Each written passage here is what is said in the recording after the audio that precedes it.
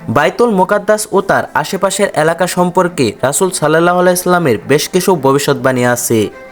হযরত মুহাম্মদ সাল্লাল্লাহু আলাইহি ইসলামের ভবিষ্যৎবাণী অনুসারে ভবিষ্যতে এ অঞ্চল পরিণত হবে মুসলিম বাহিনীর ঘাঁটিতে।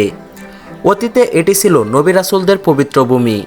কিয়ামতের পূর্বে এখানে আসমান থেকে অবতরণ করবেন ঈসা আলাইহিস সালাম।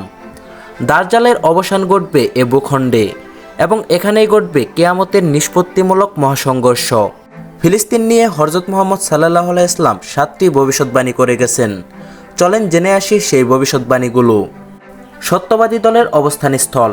রাসূল সাল্লাল্লাহু আলাইহি ইসলাম এক হাদিসে বলেছেন, তার উম্মতদের মধ্যে সবসময় একটি বিশেষ দল থাকবে যারা সত্যের পথে অবিচল থাকবে এবং নিরন্তর সংগ্রাম চালিয়ে যাবে। আল্লাহর সহায়তা তাদের সঙ্গে থাকবে এবং কেউ তাদের ক্ষতি করতে পারবে না।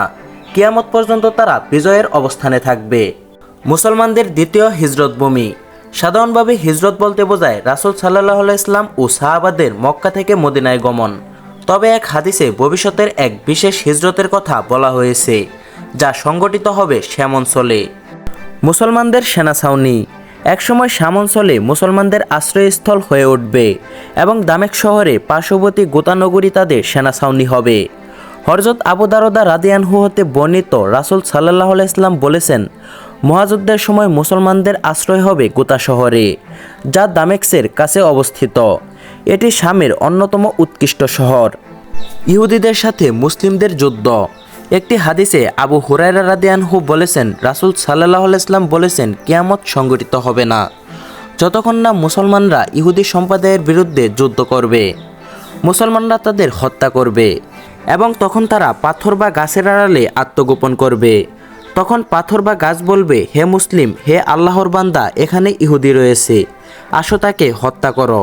তবে গারকাত গাছ একথা বলবে না, কারণ এটি ইহুদিদের গাছ। সত্যের পক্ষে বিজয়ীদের ভূমি হবে ফিলিস্তিন।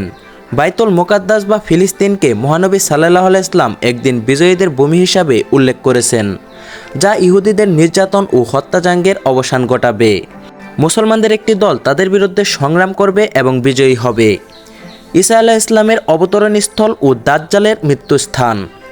ঈসা আলাইহিস সালাম বর্তমানে দ্বিতীয় আকাশে অবস্থান করছেন এবং কিয়ামতের পূর্বে তিনি আবার পৃথিবীতে অবতরণ করবেন। তিনি 2 ফেরেশতার ডানায় ভর করে সিরিয়ার দামেস্ক শহরের একটি উজ্জ্বল মিনারে অবতরণ করবেন। এরপর তিনি সিরিয়ার তবে লুত নামক স্থানে গিয়ে দাজ্জালকে হত্যা করবেন। হাসরের ময়দান। আল্লাহ তাআলা ফিলিস্তিনের ভূমিকে হাসরের ভূমি হিসাবে উল্লেখ করেছেন। তিনি ইরশাদ করেছেন, তিনি কিতাবের অধিকারীদের মধ্যে যারা কাফির তাদের প্রথম সমাবেশে তাদের ঘরবাড়ি থেকে উচ্ছেদ করেছেন। এখানে প্রথম সমাবেশ দ্বারা শাম দেশে ইহুদিদের একত্রিত হওয়াকে বোঝানো হয়েছে। যখন নবী সাল্লাল্লাহু আলাইহি ইসলাম মদিনা থেকে বনু নাজিরকে নির্বাসিত করেছিলেন।